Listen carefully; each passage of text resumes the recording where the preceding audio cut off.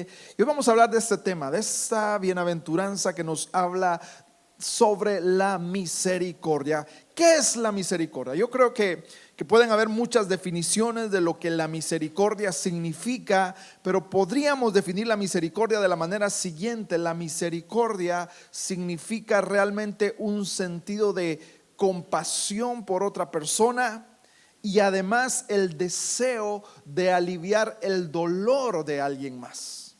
Este es el significado esencial de ser misericordiosos. Podríamos definirlo también así: misericordia es compasión puesta en acción. Y este sentido de compasión en acción se puede ilustrar de muchas maneras. Por ejemplo, si alguien te ha ofendido y esa persona te viene a pedir perdón después de la ofensa, sabrás tú si eres misericordioso de acuerdo a la manera en que le respondas a esa persona. Yo te preguntaría, en ese momento en el que alguien está a tu merced porque viene a pedirte perdón por algo que hizo, ¿hay espíritu de venganza o hay espíritu de compasión y pesar en ti por esa persona? ¿Estás dispuesto a aliviar la carga del corazón de la persona que te ha ofendido, o por el contrario quieres que pague y sufra por lo que él o ella hizo? Piénsalo. Otra manera de definir la misericordia es el deseo de tener compasión interna y actos externos en relación con el dolor y sufrimiento de los demás. Y quizás la mejor manera de ilustrar esto es con un ejemplo, y el Nuevo Testamento lo ilustra de una manera brillante en la historia del buen samaritano. ¿Cuántos recuerdan esa historia? Durante un viaje, este personaje, este buen samaritano, se encuentra con alguien que ha caído en manos de ladrones, ha sido asaltado, golpeado, y este samaritano se detiene y cruza el camino para acercársele. Ya otros dos hombres habían visto a este hombre en necesidad, pero han pasado de largo. Primero pasa un sacerdote que lo ve, pero quizás iba tarde y sigue su camino. Luego por ahí pasa un levita, pero aunque tal vez sintió compasión de aquel hombre, tal vez pensó, bueno, probablemente está muerto, y si está muerto, yo como levita no puedo tocar a un cuerpo muerto porque me contamino según la ley judía. Así que lo que decide es dejarlo. Él sigue adelante y no hace nada por él, pero el único que paró fue el samaritano, y dice la palabra del Señor que sanó sus heridas y le buscó un lugar en donde descansar y le pagó el hospedaje. Es más, él le dice al dueño del hospedaje: yo me tengo que ir, pero regresaré, y todo lo que tengas que gastar para que este hombre se recupere, yo te lo pagaré cuando regrese. Recordemos que samaritanos y judíos no podían verse entre sí, por lo tanto esta acción cobra mayor relevancia en lo que este samaritano hizo. Y amados hermanos, aquí vemos la diferencia entre compasión y misericordia, porque quizá los dos primeros, el sacerdote y el levita, sintieron compasión interna, pero ¿qué hicieron por aquel hombre? No hicieron nada por ayudarlo, pero al final un hombre que es misericordioso siente compasión, es movido a la acción, cruza el camino, cura las heridas, carga con el herido y se preocupa porque lo atiendan. Esto es un ejemplo de ser misericordioso. Y en esta parábola el Señor Jesús nos quiere mostrar la amplitud de este segundo mandamiento. El primer mandamiento es: amarás al Señor con todo tu corazón y con toda tu mente y con todas tus fuerzas. Y el segundo es: y a tu prójimo como a ti mismo. Pero esta parábola también está ilustrando lo que es la misericordia. Es una descripción gráfica de lo que la misericordia representa para el creyente. Por lo tanto, podemos decir que la misericordia no es solamente un sentimiento. La misericordia, tal y como Jesús nos la enseña, nos lleva necesariamente a tomar acción, a hacer algo por otra persona. El samaritano fue movido a misericordia. Por lo tanto, la misericordia es algo práctico, es algo cotidiano. Y es interesante porque el significado, la raíz de esta palabra, misericordia, viene del latín miserere, que significa compadecerse, y cordia, que significa de corazón. Por lo tanto, misericordia es compadecerse en el corazón. Una palabra parecida a es la compasión, que significa sufrir con otro. Pero la misericordia usada en el lenguaje bíblico se refiere a sentir el mismo dolor que alguien más siente y actuar para aliviar las penas del sufrimiento y el dolor que el pecado trae a nuestra vida. Recordemos que lo que Dios nos dio a nosotros es gracia. Dios ha tenido gracia por cada uno de nosotros. ¿Por cuántos el Señor ha tenido gracia? Por gracia somos salvos, ha sido un regalo de Dios. ¿Y cómo trata la gracia del Señor con nuestros pecados? Él los ha perdonado, nos ha quitado la carga del pecado. Dios tiene gracia para con nosotros como pecadores. Pero amados hermanos, nosotros tenemos misericordia, o somos llamados a tener misericordia los unos por los otros, porque aunque yo no puedo borrar tu pecado, tú no puedes borrar mi pecado, sí podemos aliviar el dolor del pecado en otros. ¿Cómo lo hacemos? Teniendo misericordia por nuestro hermano.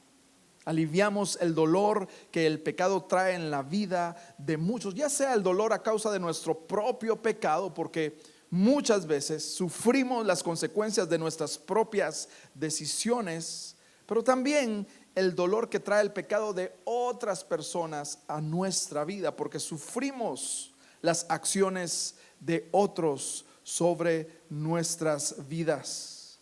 Pero misericordia es aliviar ese dolor. Y aunque la parábola del buen samaritano describe bien la misericordia y nos mueve a ser buenos samaritanos, debemos recordar, y eso es lo más hermoso, que el Señor Jesús es nuestro buen samaritano. Recordemos que Él fue despreciado por los hombres. La Biblia dice que Él fue varón de dolores, pero Él se compadeció de nosotros. Nosotros somos aquellos heridos, abandonados en el camino porque nos han asaltado los ladrones. Pero el Señor Jesús no pasa de largo. Él nos encuentra en el camino de esta vida. Éramos sus enemigos. Judíos y samaritanos no se pueden ni ver, no se hablan entre sí, y sin embargo Jesús se detiene, cura nuestras heridas, paga el precio de nuestro rescate, y además cuando regrese Él ha prometido que va a terminar de hacer todo lo que dijo que iba a hacer por nosotros. Amados hermanos, el Señor es nuestro buen samaritano. Pero nosotros hemos sido llamados como hijos de nuestro buen samaritano a aliviar la carga del pecado en los corazones de otros. ¿Cómo? Teniendo misericordia por aquellos que sufren. Y podríamos hacer que este asunto de la misericordia suene bastante espiritual, porque realmente lo es. Pero yo creo que el asunto de la misericordia es algo muy práctico y cotidiano. Lo podemos vivir literalmente cada día de nuestras vidas. A veces pensamos que para tener misericordia tenemos que realizar un viaje al país más pobre de África, ¿verdad? Ir con donde hay necesidad de hambre. Y no estoy diciendo que eso sea malo. Claro, hay personas que son llamadas a hacer este tipo de ayuda y extender la misericordia, pero creo que podemos empezar con los que están a nuestro alrededor. Ten misericordia con tu hermano que necesita quizás una palabra de aliento. Todos necesitamos palabras de aliento. Dale una palabra de aliento a tu hermano que está pasando por un momento difícil. Quizás tu esposa necesita una palabra de ánimo, o tus hijos necesitan un abrazo. De un consejo con misericordia a aquellos que están en aflicción, con aquellos que están sufriendo las consecuencias del pecado. Quizás tú no sabes, amado hermano, cómo aún un abrazo puede aliviar el dolor de una persona. Así que podemos hacer muchas cosas para extender esta misericordia. Y como hemos dicho en las enseñanzas anteriores, estas bienaventuranzas están interconectadas. No podemos estudiarlas de manera aislada cada una de ellas. La bienaventuranza anterior era: bienaventurados los que tienen hambre y sed de ¿qué? De justicia.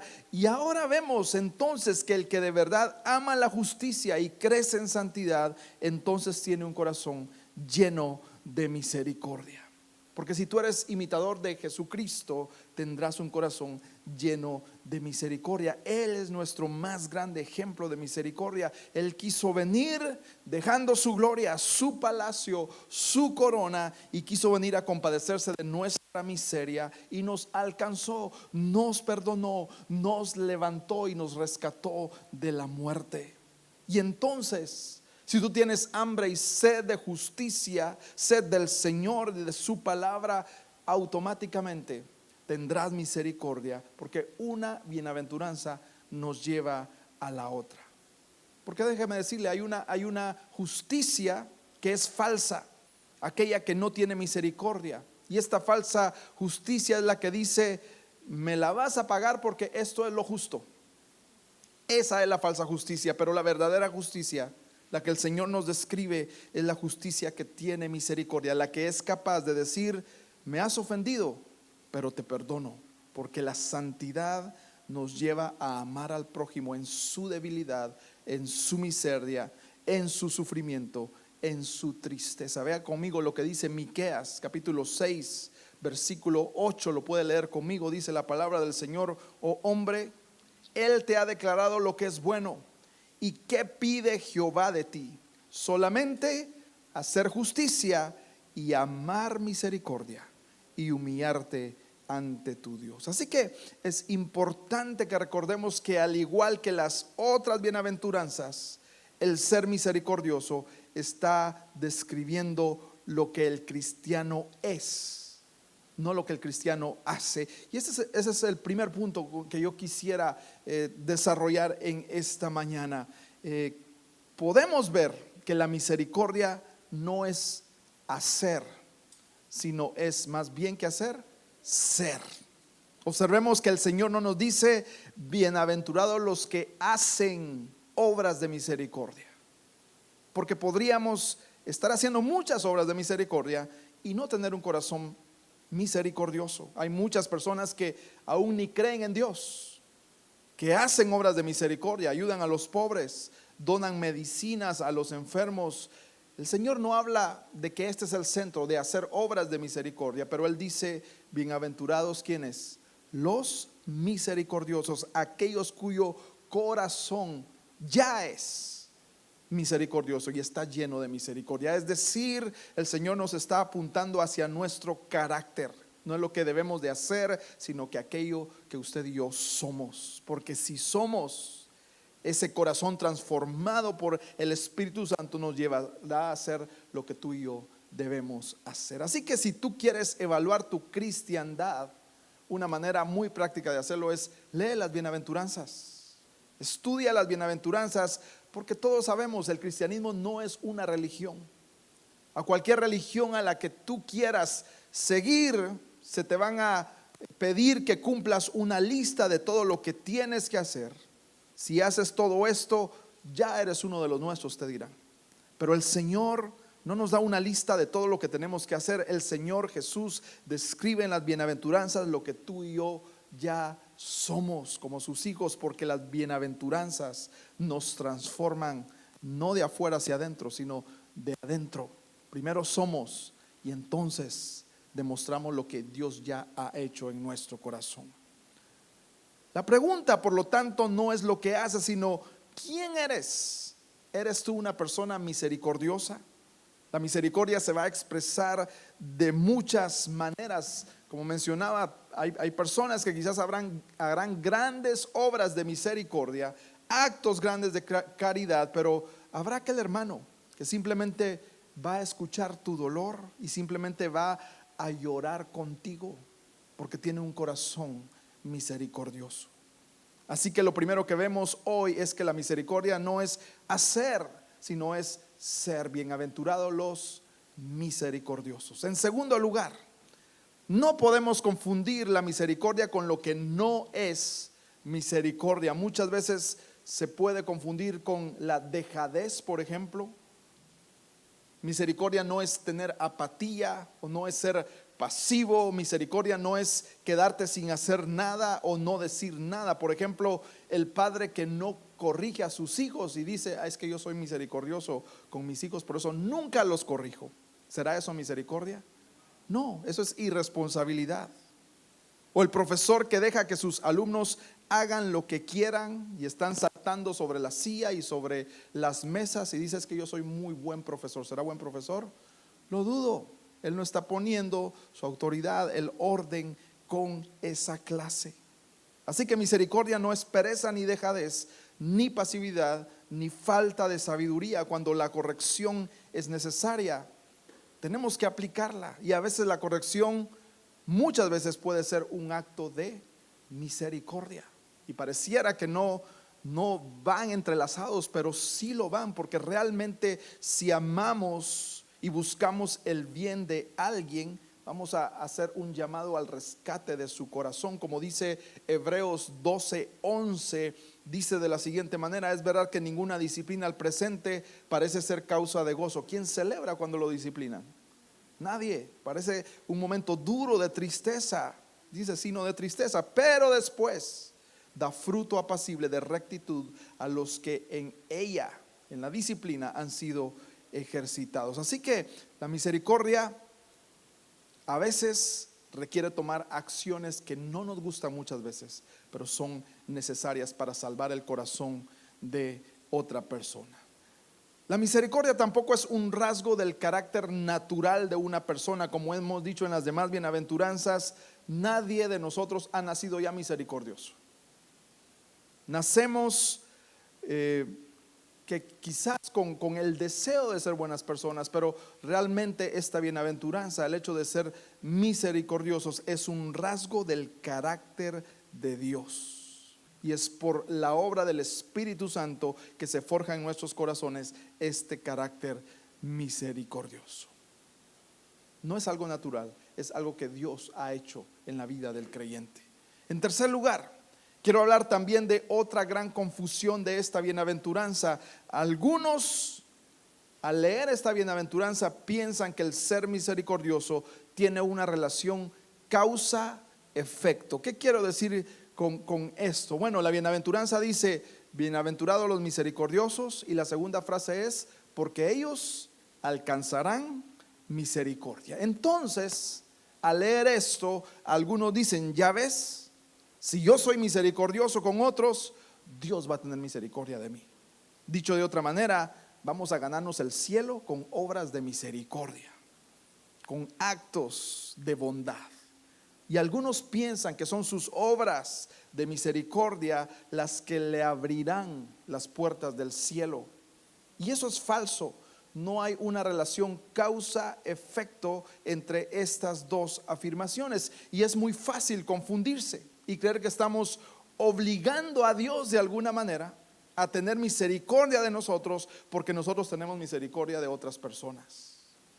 A tal punto que muchos dicen: ¿ves, Señor, lo bueno que soy? Así que yo estoy seguro que por todo lo bueno que yo hago, tú no me negarás la entrada a la vida eterna. Pero, amados hermanos, no se trata de eso, porque entonces estaríamos hablando de una salvación por obras. Y sabemos que la salvación no es por obras para que nadie se gloríe, dice la palabra, sino que somos salvos por pura gracia de Dios, mediante la fe, a través de la fe, para buenas obras. Dicho de otro modo, no hago obras de misericordia para ganarme la misericordia de Dios, sino hago misericordia porque ya he tenido la misericordia que Dios me ha dado. ¿Se dan cuenta que el orden se invierte? Por lo tanto, no hay relación de causa-efecto entre estas dos afirmaciones. De hecho, ambas afirmaciones son ciertas y las dos necesitan la una de la otra. Una se da en el presente y la otra se dará en el futuro, pero están hablando de lo mismo. Si yo tengo misericordia de otros, es porque Dios ya ha tenido misericordia de mí, no al revés. En otras palabras, cuando creemos en Cristo, Jesús para salvación de nuestras almas y hemos creído que Él es nuestro Señor, nuestro Salvador. ¿Qué sucede? El ADN de esta bienaventuranza de la misericordia ya está en nosotros, porque Él tuvo misericordia, y por eso ahora tú y yo también somos misericordiosos, porque las misericordias del Señor, dice la palabra, son nuevas cada mañana. Cada día Dios tiene misericordia de ti y de mí. Si estamos aquí respirando es porque nos da el aire para respirar, nos da el alimento, nos da a nuestra familia, nos da la vida, nos da a la iglesia, nos libera del tentador, nos protege del mal del mundo. Su misericordia es tan grande que Dios te protege a ti y a mí de nosotros mismos y de todas las decisiones que podemos tomar en nuestra vida. Amados hermanos, tenemos a un Dios sumamente misericordioso. Esa es una bendición para cada uno de nosotros. Pero la bienaventuranza apunta a un futuro, porque en efecto cuando lleguemos a su presencia, Él tendrá misericordia de cada uno de nosotros, de sus hijos. En el día del juicio el Señor te dirá: tú eres mío, entra en el gozo de tu Señor. Y entonces Él nos alcanzará con esa misericordia final. Pero hay algo más. Misericordia en las Escrituras está ligado con el perdón, y quizás esta es la parte que a veces nos cuesta aceptar, porque hermanos, todo lo que estamos diciendo es claro y visible cuando hablamos del tema del perdón. Cuando alguien peca contra nosotros, está en deuda como consecuencia de su pecado, está en deuda con cada uno de nosotros. Y si alguien te ha ofendido, ya te hice esta pregunta, pero lo vuelvo a preguntar: ¿vas a hacerlo pagar por la ofensa que te ha hecho? ¿Vas a hacer valer tus derechos? ¿Vas a demandar el pago que te debe por tu ofensa?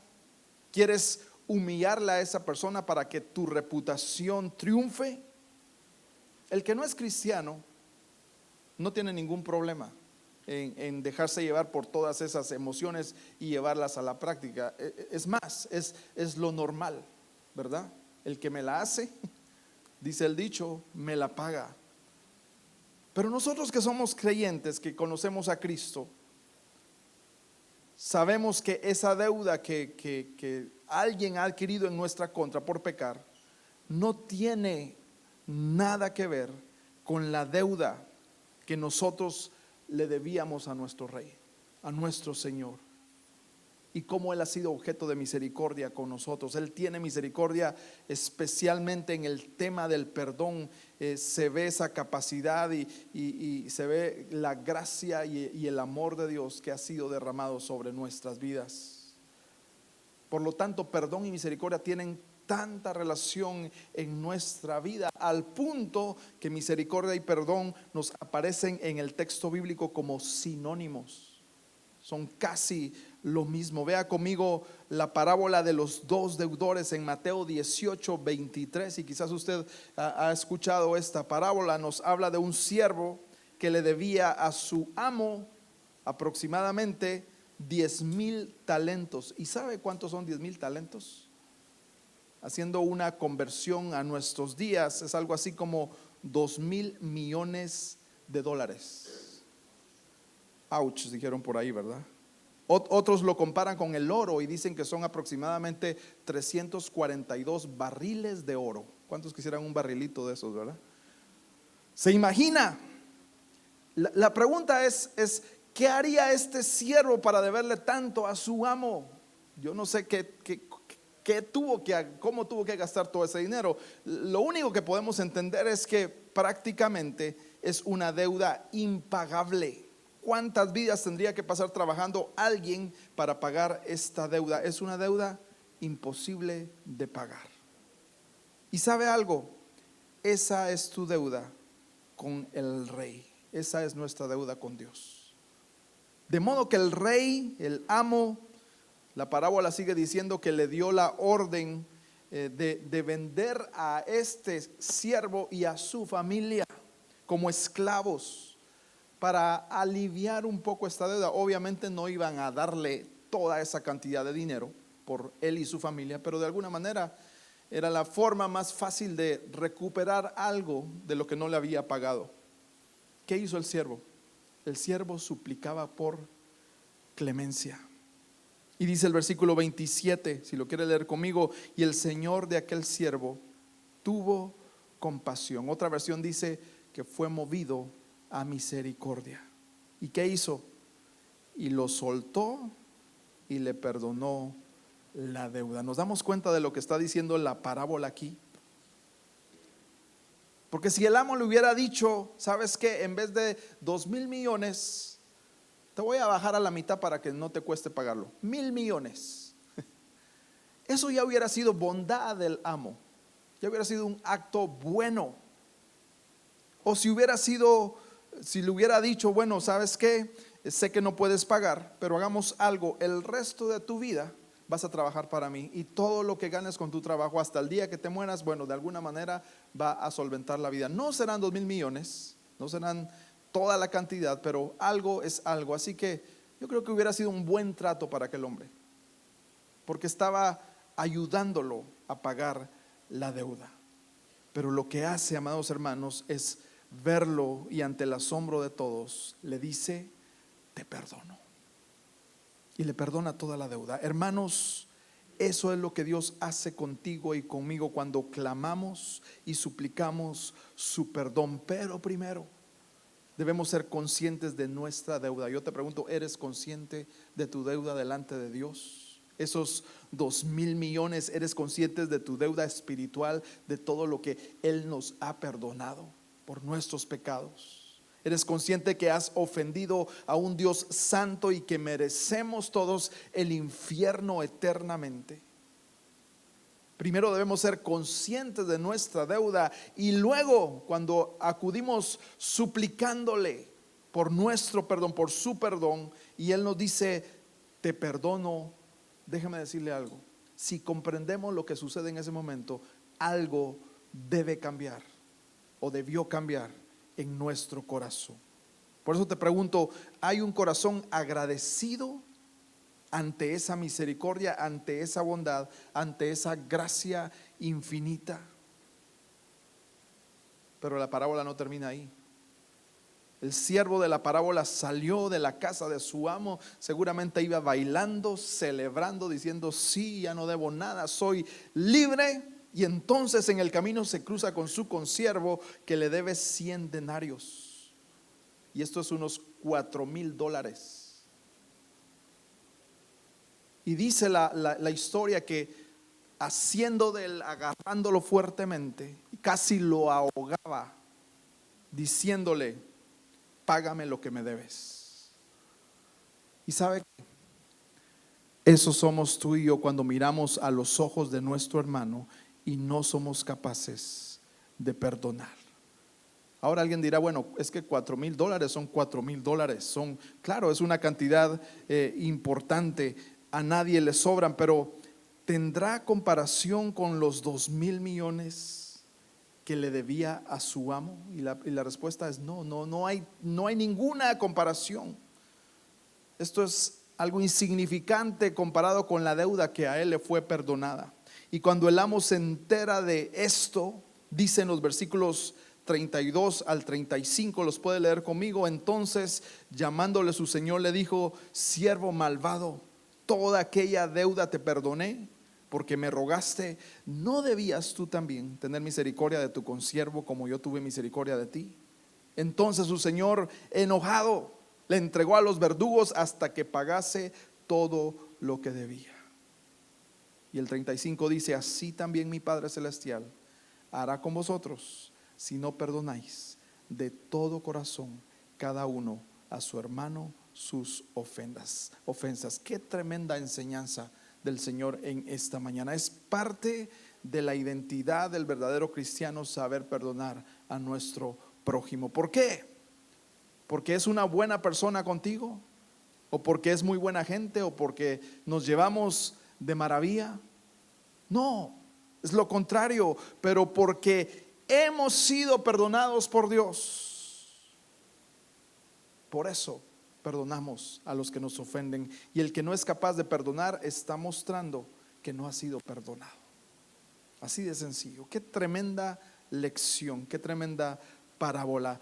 mi hermano está en deuda conmigo del mismo modo en que yo estoy en deuda con Dios. Y si no tengo misericordia de mi hermano, es que no he entendido la deuda, ni el perdón, ni la misericordia de Dios. Y si yo soy misericordioso con mi hermano, estoy expresando la misericordia que Dios ha tenido conmigo. Y ambas realidades son inseparables. No podemos separarlas. Hay personas que dicen, no, es que el Señor sabe cuánto lo amo. Él y yo estamos bien, pero que no me pongan a X persona, porque a él sí no la puedo perdonar. Usted no sabe lo que me hizo. Y el Señor nos dice, bienaventurados los misericordiosos, porque ellos alcanzarán misericordia. Y sabe que la parábola de los dos deudores acaba mal, ¿verdad? El fin es triste. Este siervo no alcanzó misericordia.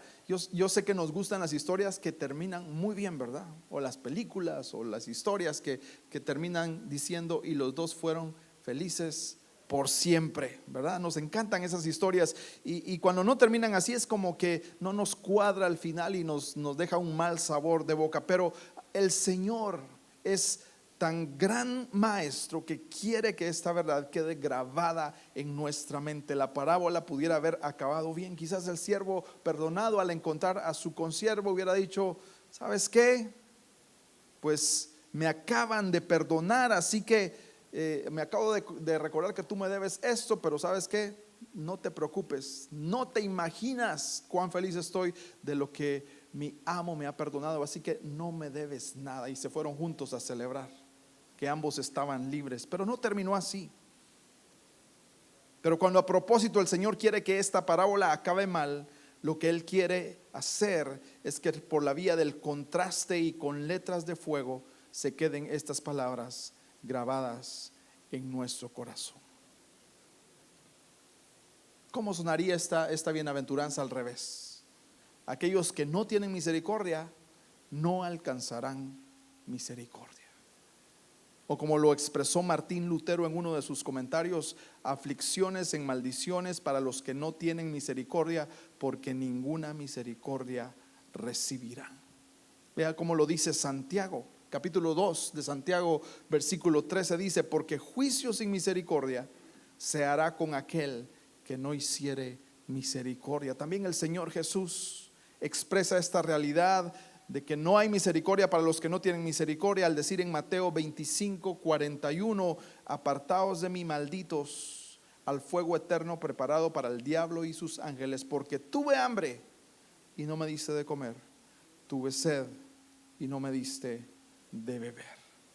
¿Recuerdan la parábola de Lázaro y el rico? El rico salía cada día y veía a Lázaro en la puerta de su casa lleno de llagas y muerto de hambre. ¿Y qué hacía? Pasaba de largo. O qué decir de Judas Iscariote, el traidor que tenía apariencia de misericordia. Y hubo un momento cuando María de Betania derrama, ¿se recuerdan la historia? Aquel perfume delante de los pies del Señor Jesús, y Judas dice, ¿por qué no fue ese perfume vendido por 300 denarios y dado a los pobres?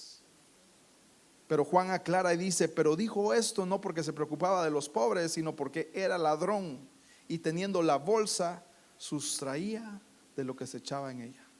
En otras palabras, lo que él quería era que al vender este perfume él iba a tener su comisión secreta, ¿verdad? Nada que ver con misericordia. No estaba pensando en los pobres, su interés era él mismo. Judas no amaba a la gente. Judas no tenía misericordia. Judas amaba a Judas, y la falta de misericordia, la falta de compasión es señal inequívoca de aquellos que tarde o temprano niegan y traicionan al Señor Jesucristo.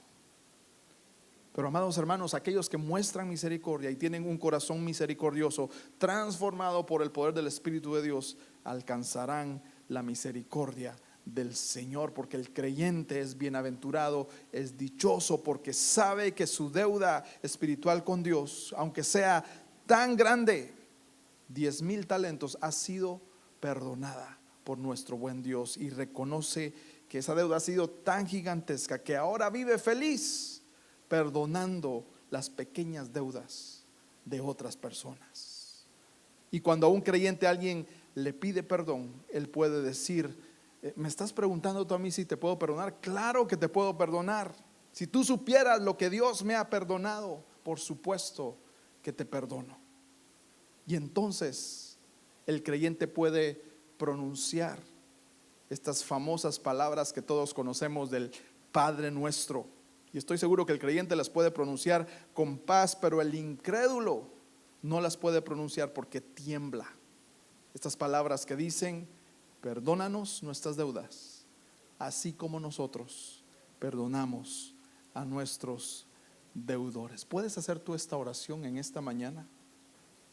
¿Puedes orar eso? Hay una relación entre cómo tú perdonas a los demás y el Señor te ha perdonado a ti. ¿Tienes paz haciendo esa oración o te cuesta hacerlo?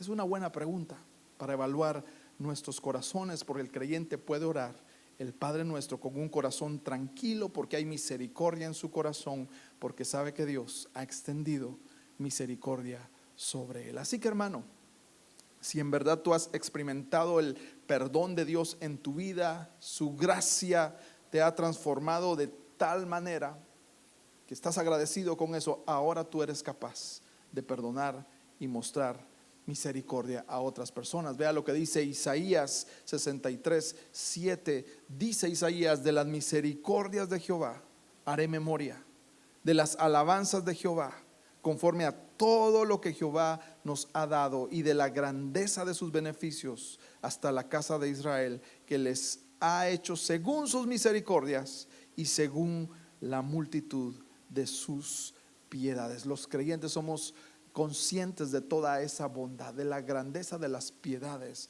de nuestro Señor. Así que los misericordiosos alcanzarán misericordia, no para ganarse el cielo, no para ganarse el perdón de Dios, sino porque tenemos el perdón de Dios que nos ha transformado. Y en aquel día, en ese día, cuando estemos delante de Jesús, cuando venga por nosotros, seremos dichosos, porque bienaventurados son los misericordiosos. Y quiero terminar en esta mañana con la parábola conocida que nos habla de una gran misericordia, la parábola del hijo pródigo. ¿Quién no conoce esa historia? Aquel hijo que le pide a su padre su parte de la herencia y se va a una tierra lejana. ¿Recuerdan la historia? Era una ofensa pedirle al padre la herencia en vida. En otras palabras, lo que el hijo le estaba diciendo es: ¿sabes qué, padre? Tú estás muerto para mí, dame lo que me corresponde, yo ya no pertenezco a esta familia. Y se va con su herencia y la malgasta.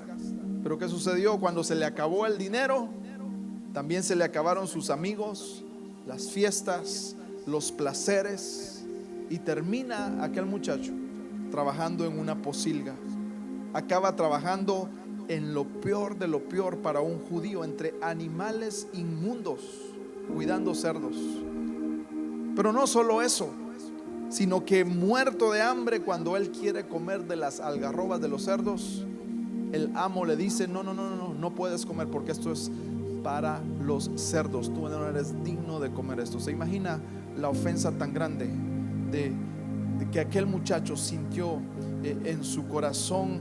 No hay duda que está describiendo la situación máxima de miseria y de pesar en la cual el pecador puede estar a consecuencia de su propia transgresión y su propia ofensa contra Dios. Pero, amados hermanos, en su desesperación, el joven dice la palabra que en un momento vuelve en sí. Y es que aquellos que somos de Cristo, en un momento, un día volvimos en sí, reaccionamos y nos dimos cuenta de lo que estábamos haciendo. Y Lucas 15:17, vea las palabras del muchacho. Dice: y volviendo en sí dijo: ¿cuántos jornaleros en casa de mi padre tienen abundancia de pan? Y yo aquí perezco de hambre. Me levantaré e iré a mi padre y le diré: Padre, he pecado contra el cielo y contra ti, ya no soy digno de ser llamado tu hijo. Hazme como a uno de tus jornaleros. Lo que él pensaba es: bueno, al menos cuidando vacas en la casa de mi padre me va a ir mejor, porque me pagará algo y tendré comida caliente.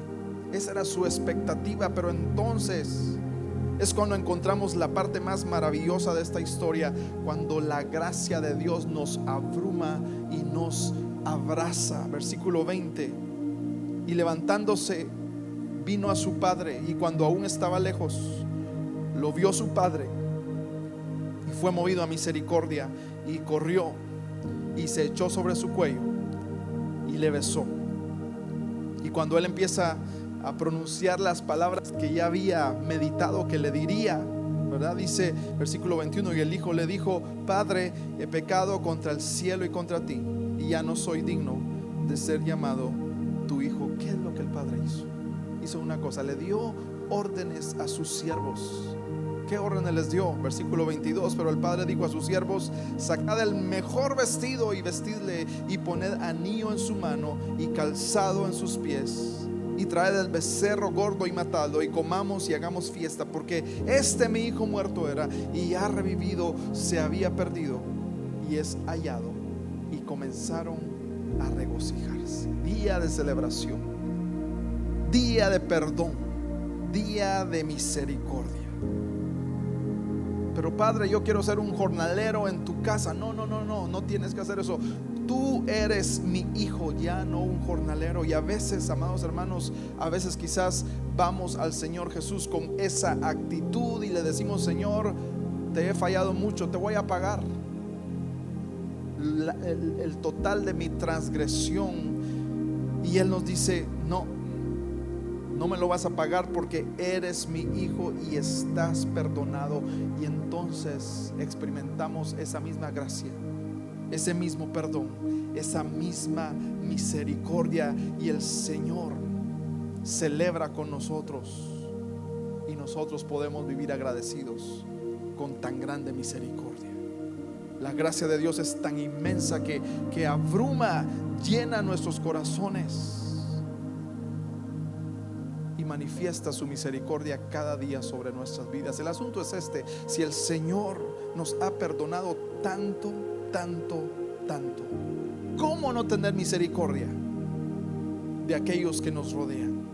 Y mientras perdonamos, somos bienaventurados, porque estamos anunciando al mundo que hemos sido perdonados. Aunque el mundo no lo entienda, cuando tú perdonas, estás dando gloria al Señor Jesucristo, porque estás dando a conocer que tú has sido perdonado por Dios, quien nos ha perdonado tan grande deuda. Y entonces podemos decir: bienaventurados los misericordiosos, porque hemos sido alcanzados por la gloria de Dios, y cuando lleguemos a su presencia alcanzaremos misericordia. ¿Cuántos quieren vivir de esa manera?